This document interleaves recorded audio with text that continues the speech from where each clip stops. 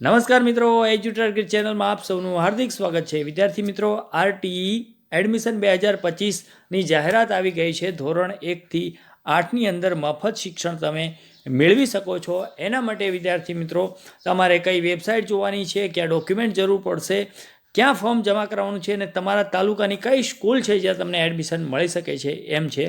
આ તમામ માહિતી આપણે એક જ વિડીયોની અંદર જોવાના છીએ. તો વિડીયો છે છેલ્લા સુધી જોતા રહેજો. ચેનલમાં નવા હોય તો ચેનલને સબસ્ક્રાઈબ કરી બાજુમાં આવેલ બેલ આઇકન પણ દબાવી દેજો, જેથી તમને ઝડપથી આવા વિડીયો મળતા રહે. ચાલો મિત્રો, વિડીયો શરૂ કરીએ. તો સૌ પ્રથમ તમારે મોબાઈલની અંદર કોઈ પણ બ્રાઉઝર ઓપન કરી લેવાનું છે. અહીંયા મેં ક્રોમ બ્રાઉઝર ઓપન કર્યું છે. એની અંદર ગૂગલમાં જઈને તમારે સર્ચ કરવાનું રહેશે આરટીઈ ગુજરાત. આરટીઈ ગુજરાત લખીને તમે સર્ચ કરશો એટલે તમને સૌ પ્રથમ અહીંયા પહેલી જે વેબસાઇટ આવે છે એના ઉપર તમારે ક્લિક કરી દેવાનું રહેશે. અહીંયા એના ઉપર તમે ક્લિક કરશો એટલે કંઈક તમારી સામે આ પ્રકારની ઓફિશિયલી જે વેબસાઇટ છે એ અહીંયા આવી જશે. હવે અહીંયા ઓફિશિયલી વેબસાઇટની અંદર બધી જ માહિતી આપવામાં આવેલી છે. અહીંયા તમારે ફોર્મ ભરવાનું છે, આ તે બધું જ અહીંયા થવાનું છે. બરાબર, તો જોઈએ. તો સૌ પ્રથમ તો ફોર્મ ભરવા માટેના આવશ્યક દસ્તાવેજો તમે અહીંયા ક્લિક કરી અને તમે જોઈ શકશો. ફોર્મ ભરતી વખતે અપલોડ કરવાના ડોક્યુમેન્ટ છે એ પણ તમે અહીંયા જોઈ શકશો. આરટીઈ એક્ટ હેઠળ માતા પિતા વાલી માટે ફોર્મ ભરવા અંગેની સૂચનાઓ પણ તમે અહીંયાથી જોઈ શકશો અને શાળાઓની યાદી પણ તમે અહીંયા વેબસાઇટ ઉપરથી પણ જોઈ શકશો. અરજીની સ્થિતિ તમે જોઈ શકશો, પ્રિન્ટ અરજી કરી શકશો અને પ્રવેશપત્ર એટલે કે એડમિટ કાર્ડ પણ તમે અહીંયાથી જ મેળવી શકશો. એટલે આ વેબસાઇટ છે એ તમારે ખાસ નોંધી લેવાની છે. બરાબર છે. ચલો, હવે અહીંયા આપણે જોઈએ કે ફોર્મ ભરવા માટે આવશ્યક દસ્તાવેજો. એના ઉપર તમે ક્લિક કરશો એટલે તમને અહીંયા દસ્તાવેજોનું લિસ્ટ આવી જશે. અહીંયા જો રહેઠાણનો પુરાવો છે તો રહેઠાણના પુરાવા તરીકે કયા કયા દસ્તાવેજો માન્ય છે તો અહીંયા આપેલું છે આપણને કે રહેઠાણના પુરાવા તરીકે અહીંયા આધાર કાર્ડ, પાસપોર્ટ, વીજળી બિલ, પાણી બિલ, ચૂંટણી કાર્ડ, રેશન કાર્ડ. જો ઉપર મુજબના આધાર પૈકી કોઈ પણ એક આધાર હોય તો રજિસ્ટર ભાડા કરારની જરૂર રહેતી નથી. જો ઉપર મુજબના આધાર પૈકી એક પણ આધાર ન હોય તેવા સંજોગોમાં રજિસ્ટર ભાડા કરાર ગુજરાત સ્ટેમ્પ એક્ટ 1958 મુજબ નોંધાયેલા ભાડા કરાર માન્ય ગણવામાં આવશે. અહીં નોટરાઇઝ ભાડા કરાર છે એ માન્ય ગણાશે નહીં. આ પ્રકારની વિગતો અહીં આપેલી છે જે તમે જોઈ શકો છો.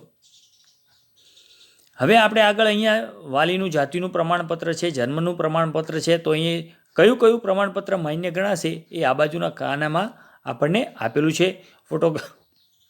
ફોટોગ્રાફ્સ પણ કયો છે, બરાબર, કેવો લેવાનો છે, એ બધી જ માહિતી અહીંયા આપેલી છે. આ તમે જોઈ શકશો. ઘણા બધા ડોક્યુમેન્ટ આપેલા છે. ચલો, ત્યારબાદ તમે બેક આવી અને અહીંયાથી તમે ફોર્મ ભરતી વખતે અપલોડ કરવાના ડોક્યુમેન્ટ છે એ પણ જોઈ શકો છો. એના ઉપર ક્લિક કરીએ તો આપણને ડાઉનલોડ કરવાનું કહીશે. તો અહીંયા આપણે ડાઉનલોડ આપી દઈશું. ત્યાર પછી ઓપન થશે.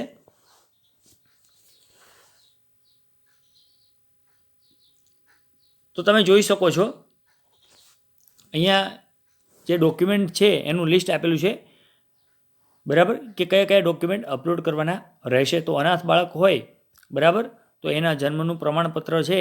આની અંદરથી તમે આ ડોક્યુમેન્ટ છે એ તમારે ફરજિયાત અપલોડ કરવાના રહેશે. બરાબર, તો અહીંયા એ બધી માહિતી આપણને આપવામાં આવેલી છે. આ બધી જ માહિતી તમે જે તે કેટેગરીનું બાળક હોય એ પ્રમાણે અહીં ડોક્યુમેન્ટ આપણને આપેલા છે. તો આ બધી જ માહિતી તમે વાંચી અને જોઈ શકો છો. બરાબર, ત્યાર પછી અહીંયા આપેલું છે કે ઓનલાઈન ફોર્મમાં માત્ર ઓરિજિનલ ડોક્યુમેન્ટ અપલોડ કરવાના રહેશે. ઝાંખા, ઝેરોક્સ કોપી અને ના વંચાય એવા ડોક્યુમેન્ટ અપલોડ થયેલ હશે તો ફોર્મ રિજેક્ટ થશે. અને એનું ડોક્યુમેન્ટનું ફોર્મેટ પણ આપ્યું છે. જેપીઈજી અને પીડીએફ ફોર્મેટમાં ડોક્યુમેન્ટ તમારે અપલોડ કરવાના છે. અને ડોક્યુમેન્ટની જે સાઇઝ છે એ 450 કેબીથી ઓછી રાખવાની છે અને પછી તમારે અપલોડ કરવાના છે, નહીં તો અપલોડ થશે નહીં. બરાબર, આ તમામ માહિતી અહીંયા આપેલી છે. અને જો તમે રહેઠાણના પુરાવામાં જો ભાડા કરાર તમે આપેલો હોય તો એક કરતાં વધારે એના પેજ આવે છે. એટલા માટે તમારે PDF ફોર્મેટમાં અપલોડ કરવાની અને એની સાઇઝ છે 5 MBથી નાની રાખવાની છે. ચલો, આ પ્રકારની અહીંયા બધી માહિતી આપેલી છે. હવે તમે બેક આવી અને અહીંયાથી જોઈ શકશો કે RTA હેઠળ માતા પિતા વાલી માટે ઓનલાઈન ફોર્મ ભરવા અંગેની સૂચનાઓ પણ અહીંયા આપેલી છે.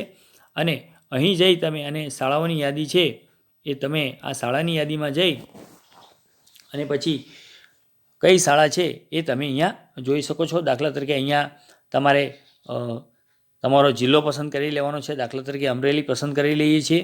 ત્યાર પછી અહીંયા એનું તમારે તાલુકો પસંદ કરવાનો રહેશે. દાખલા તરીકે આપણે અહીંયા તાલુકો પસંદ કરીએ છીએ, રાજુલા પસંદ કરીએ છીએ અને કોઈ પણ અહીંયા તમે સિલેક્ટ કરી તમારું ગામ હોય, તમારી આજુબાજુનું ગામ હોય એ તમે અહીંયા સિલેક્ટ કરી અને પછી જોઈ શકો છો. દાખલા તરીકે રાજુલા વોર્ડ 1 તમે સર્ચ આપશો, બરાબર, એટલે તમને અહીંયા સ્કૂલ બતાવી દેશે. અહીંયા કોઈ સ્કૂલ નથી તો અહીંયા બતાવેલી નથી, બરાબર. એ પ્રકારે તમે અહીંયા શાળાઓની યાદી છે એ તમે જોઈ શકશો, બરાબર છે. એક મિનિટ, આપણે અમરેલી તાલુકો પસંદ કરી અને પછી જોઈ લઈ.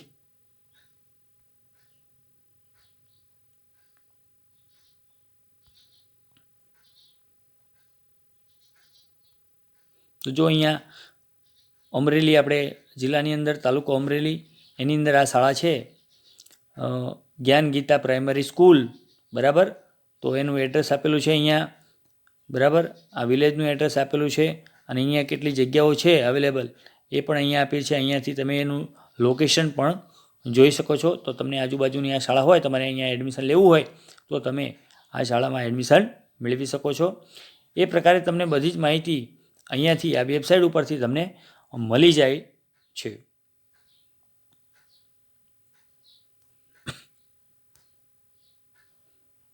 ચલો, પછી અરજીની સ્થિતિ તમે જ્યારે અરજી કરી લેશો ત્યારે તમે અહીંથી જોઈ શકશો, એની પ્રિન્ટ પણ લઈ શકશો અને એડમિટ કાર્ડ પણ તમે મેળવી શકશો. હવે અહીંયા પ્રોસેસ આખી કેમ થશે તો કે સૌપ્રથમ તમે ઓનલાઈન ફોર્મ ભરશો, બરાબર, અરજી કરશો. પછી જિલ્લા દ્વારા તમારું ફોર્મ મંજૂર કે નામંજૂર થશે.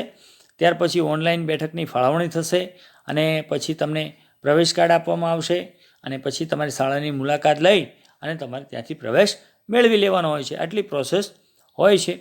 હવે અહીંયા નોટિસ બોર્ડ પણ આપેલું છે, બરાબર.